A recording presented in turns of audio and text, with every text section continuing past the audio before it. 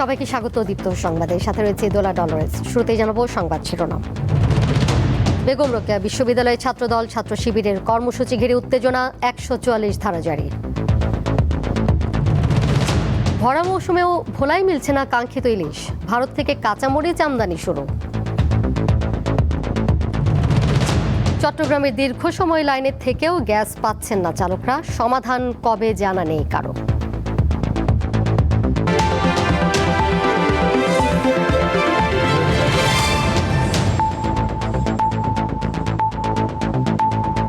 রংপুরের বেগম রোকেয়া বিশ্ববিদ্যালয়ে ছাত্রদল ও ছাত্র শিবিরের পাল্টাপাল্টি কর্মসূচিকে কেন্দ্র করে সম্ভাব্য সংঘাত এড়াতে ক্যাম্পাসে 144 ধারা জারি করেছে প্রশাসন।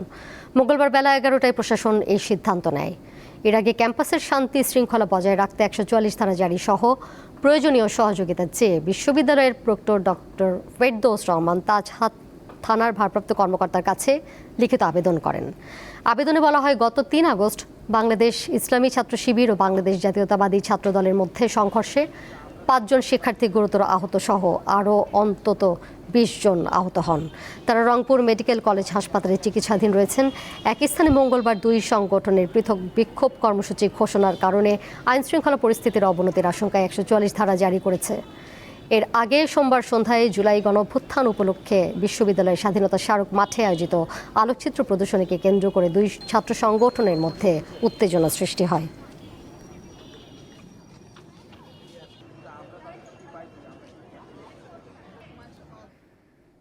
এ বিষয়ে আরও বিস্তারিত জানবো। রংপুর থেকে সরাসরি যুক্ত হয়েছেন সহকর্মী ফেরদৌস জয়। ফেরদৌস, 144 ধারা তো জারি রয়েছে, এই মুহূর্তে ক্যাম্পাসের সবশেষ পরিস্থিতি কি জানাবেন? বিশ্ববিদ্যালয় কর্তৃপক্ষ এবং প্রশাসন কি বলছে এই বিষয়ে? জি দোলা, যেমনটি বলছিলেন যে ছাত্র দল এবং ছাত্র শিবিরের কিন্তু একটি পাল্টাপাল্টি আজ বিকেল 5টায় কিন্তু ছাত্র শিবির রংপুরের লালবাগ চত্বর থেকে যে জুলাই চত্বর অর্থাৎ আবু চত্বর সেখানে আসার কথা ছিল, কিন্তু ছাত্র দলের আমরা দেখছি যে নেতাকর্মীরা ইতিমধ্যেই কিন্তু এসে রংপুরের বেগম রোকেয়া বিশ্ববিদ্যালয় সেই বেগম রোকেয়া বিশ্ববিদ্যালয় সামনে কিন্তু এসেছেন এবং তারা কিন্তু বিভিন্ন স্লোগান দিয়ে যদি বলি যে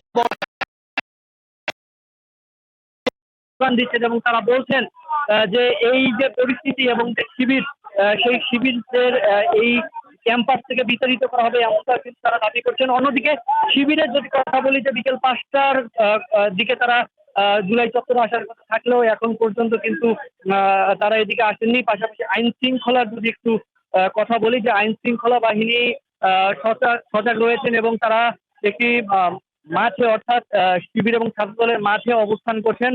তারা বলছেন যে যদি এর অপ্রীতিকর কোনো ঘটনা ঘটে তাহলে কিন্তু তারা দমিয়ে রাখার চেষ্টা করবেন। এবং আমরা দেখছি যে বিএনপির অর্থাৎ ছাত্র দলের লোকজন তারা কিন্তু এখানে আছেন এবং তারা এখানে এসেছেন, বিভিন্ন শক্তি প্রদর্শন করছেন, লাঠি ছোটার আমরা দেখছি যে এখানে বিভিন্ন দেশীয় অস্ত্র দেখা যাচ্ছে।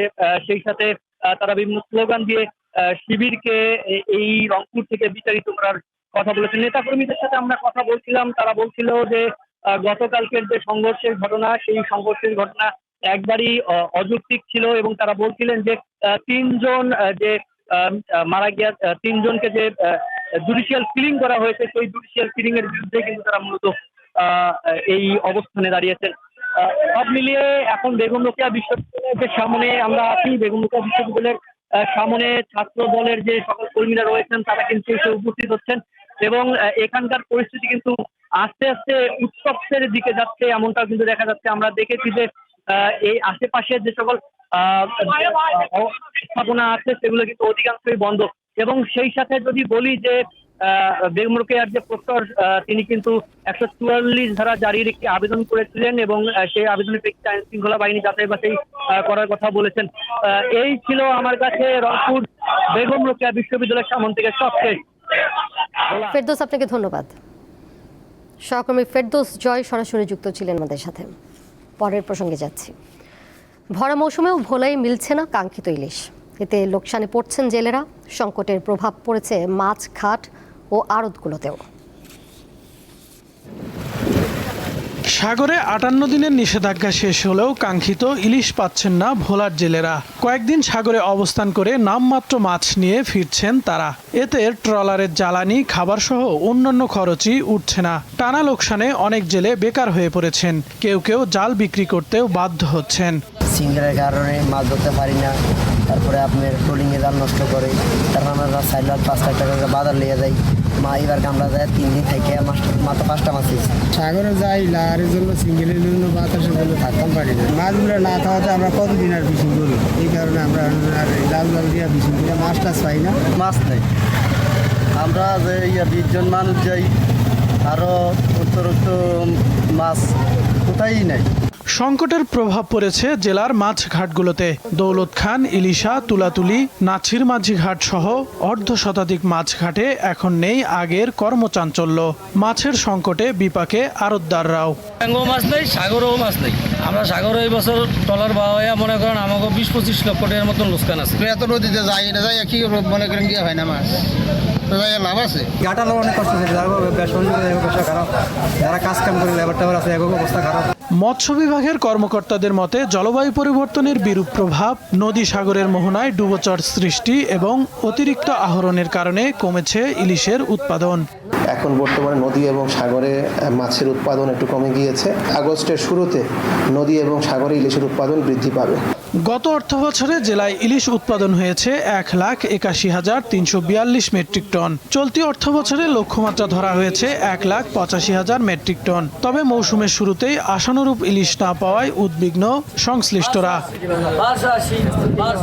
দীপ্ত বার্তাকক্ষ।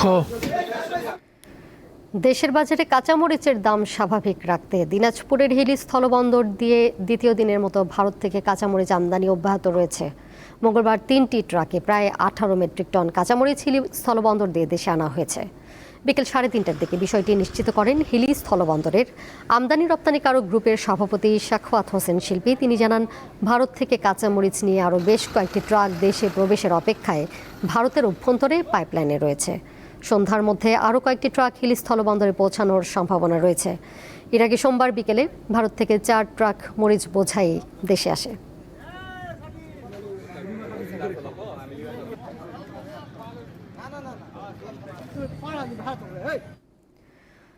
অনিয়মের অভিযোগে গাজীপুরের কাশিমপুর ইউনিয়ন ভূমি অফিসের ভূমি সহকারী কর্মকর্তা সহ 4 জনকে সাময়িক বরখাস্ত করার পর নতুন 4 কর্মকর্তা কর্মচারীকে পদায়ন করা হয়েছে। নতুন পদায়ন পাওয়া 4 জন সকাল থেকে কাজে যোগ দিয়েছেন। মির্জাপুর ইউনিয়ন ভূমি অফিসের উপসহকারী কর্মকর্তা হাজের আক্তারকে ভারপ্রাপ্ত দায়িত্ব দেওয়া হয়েছে। এছাড়াও 3 জন অফিস সহায়ককে পদায়ন করা হয়। এর আগে গতকাল দায়িত্ব অবহেলা ও অনিয়মের অভিযোগে সহকারী ভূমি কর্মকর্তা সহ 4 জনকে সাময়িক বরখাস্ত করেন জেলা প্রশাসক।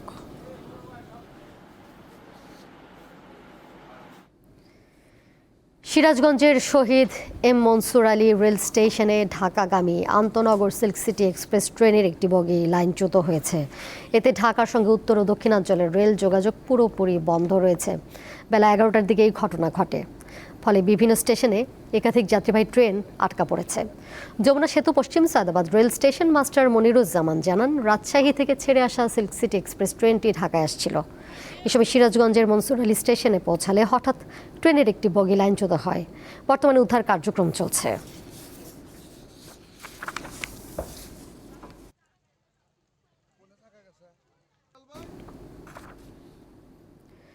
নারায়ণগঞ্জের ফতুল্লার স্ত্রী ফাতেমা আক্তার হত্যা মামলায় তার স্বামী মুক্তার আলীকে মৃত্যুদণ্ডের রায় দিয়েছে আদালত। দুপুরে অতিরিক্ত জেলা ও দায়রা জজ আদালতের বিচারক আসামির উপস্থিতিতে এই রায় ঘোষণা করেন। এছাড়া 20,000 টাকা জরিমানা করা হয়েছে আসামিকে। 2022 সালের 20 নভেম্বর ফতুল্লার কাশীপুর হাজিপাড়া এলাকায় স্ত্রীর পরকীয়া সন্দেহে স্বামী মুক্তার আলীর হাতে মৃত্যু হয় ফাতেমার। পরে নিহতের মা বাদী হয়ে ফতুল্লা থানায় হত্যা মামলা দায়ের করলে পুলিশ মুক্তারকে গ্রেপ্তার করে।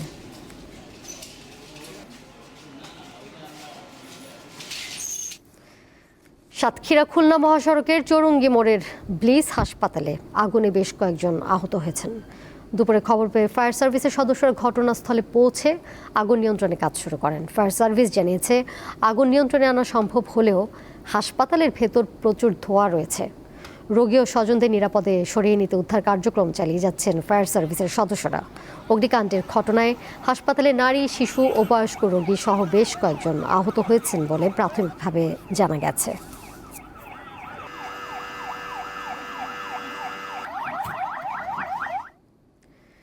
এবার কেওয়াই স্টিল চট্টগ্রাম সংবাদ।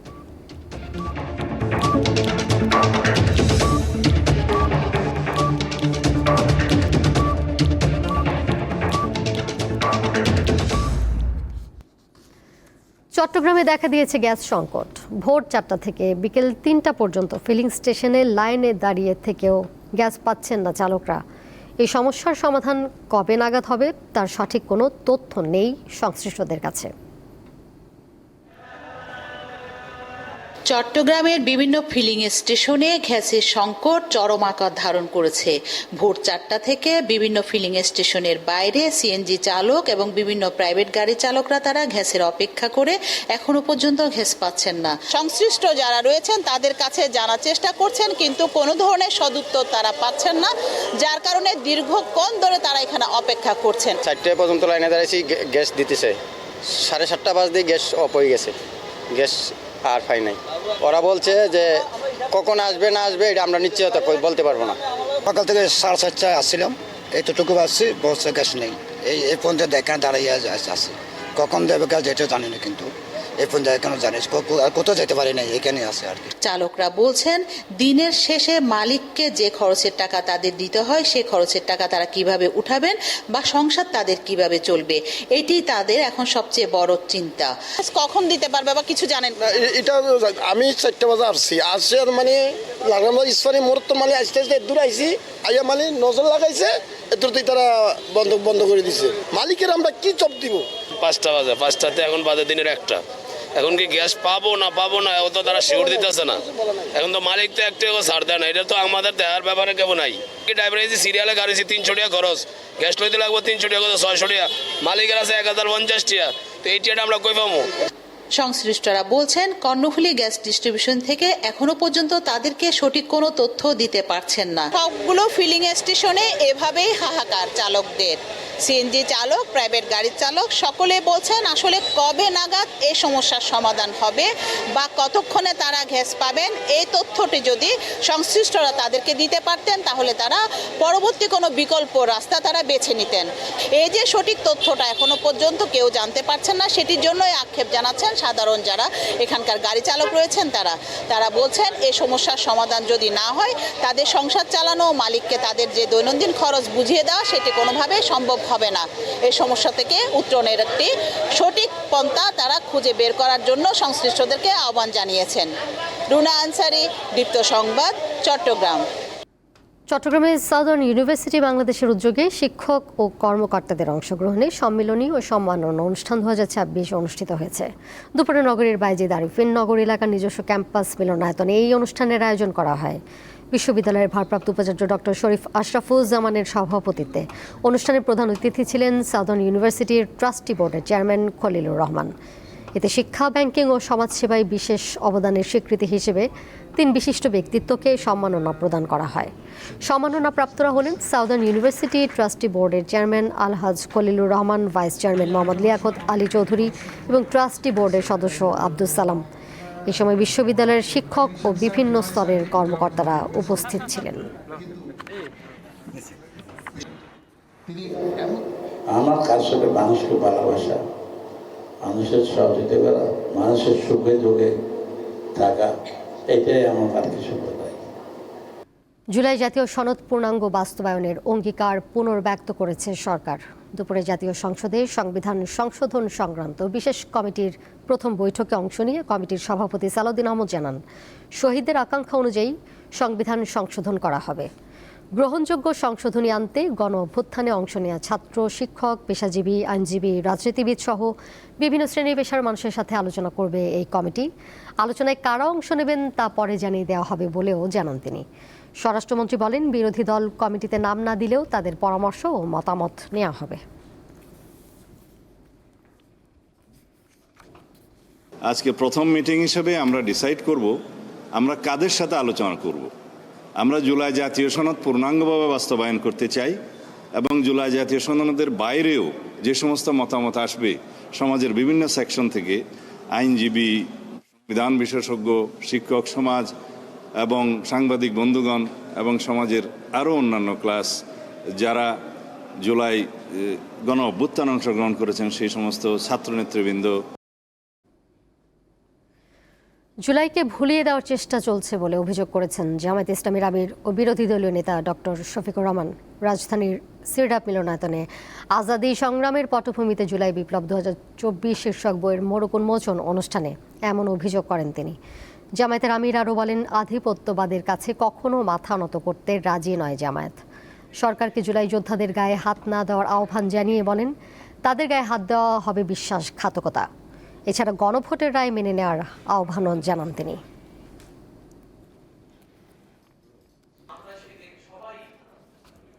জুলাইকে ভুলিয়ে দেওয়ার একটা নিরন্তর উল্টা সংগ্রাম শুরু হয়েছে। যদি সেই রকম কোনো সংগ্রাম হয়ে থাকে, আমরা মহান আল্লাহর উপর ভরসা করে বলছি, দেশবাসীকে সাথে নিয়ে এই সমস্ত কিছু ইনশাআল্লাহ তছনছ করে দেওয়া হবে।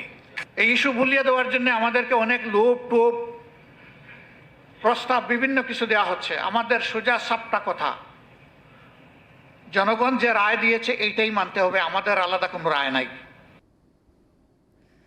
জুলাই গণ অভ্যুত্থানে সংঘটিত মানবতা বিরোধী অপরাধের মামলায় কার্যক্রম নিষিদ্ধ আওয়ামী লীগের সাধারণ সম্পাদক ওবায়দুল কাদের সহ যুবলীগ, ছাত্রলীগের 7 শীর্ষ নেতার বিরুদ্ধে যুক্তিতর্ক শুরু হয়েছে। বিচারপতি নজরুল ইসলাম চৌধুরীর নেতৃত্বাধীন ট্রাইব্যুনাল 2 যুক্তি উপস্থাপন করছে প্রসিকিউশন। এর আগে গত 2 আগস্ট তদন্ত কর্মকর্তা সহ 28 জনের সাক্ষ্য গ্রহণ শেষ হয়। এই মামলার পলাতক অন্য আসামিরা হলেন আফম বাউদ্দিন নাসিম, মোহাম্মদ আলী আরাফাত, শেখ ফজলে শামস পরশ, মাইনুল হোসেন খান নিখিল, সাদ্দাম হোসেন ও ওয়ালি আসিফ ইনান। প্রসিকিউশনের অভিযোগ, জুলাই আগস্টের আন্দোলন দমনে আসামিরা নির্দেশ, উস্কানি ও পরিকল্পনার মাধ্যমে সহিংসতা উস্কে দেন। তাদের ভূমিকার কারণে দেশজুড়ে হত্যা চেষ্টা ও ব্যাপক সহিংসতা সংঘটিত হয়, যা মানবতা বিরোধী অপরাধ।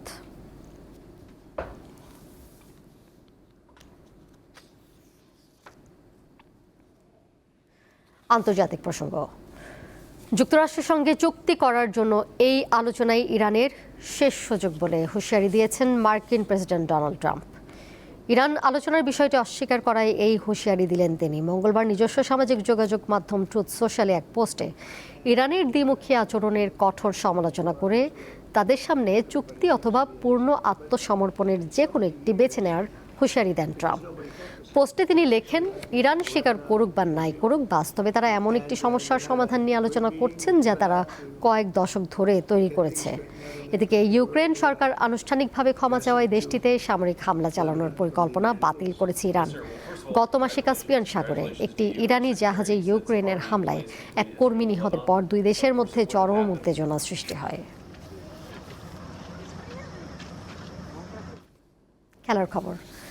2026 বিশ্বকাপে দুর্দান্ত পারফরমেন্সে বিশ্বজুড়ে আলোচনায় আসেন কেপ ভার্দের অভিজ্ঞ গোলরক্ষক ভজিনিয়া। এবার নতুন অধ্যায় শুরু করতে চিলিতে পৌঁছেছেন তিনি। ঐতিহ্যবাহী ক্লাব কলো কলোতে যোগ দিতে সান্তিয়াগোয় পা রাখতেই 40 বছর বয়সী এই গোলরক্ষককে ঘিরে তৈরি হয়েছে উৎসবের আমেজ। বিমানবন্দরে ভজিনিয়াকে স্বাগত জানাতে জড়ো হন হাজারো সমর্থক। ব্যানার, পতাকা, ড্রাম আর স্লোগানে মুখর হয়ে ওঠে বিমানবন্দর এলাকা। গত 24 জুলাই কলো কলোতে ভজিনিয়াকে দলে ফেরানোর ঘোষণা দেয়।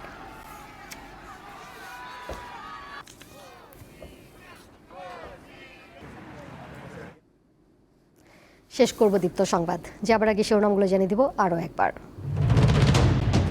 বেগম রোকেয়া বিশ্ববিদ্যালয়ে ছাত্রদল ছাত্র শিবিরের কর্মসূচি ঘিরে উত্তেজনা, 144 ধারা জারি। ভরা মৌসুমেও ভোলায় মিলছে না কাঙ্ক্ষিত ইলিশ, ভারত থেকে কাঁচামরিচ আমদানি শুরু। চট্টগ্রামে দীর্ঘ সময় লাইনে থেকেও গ্যাস পাচ্ছেন না চালকরা, সমাধান কবে জানা নেই কারো।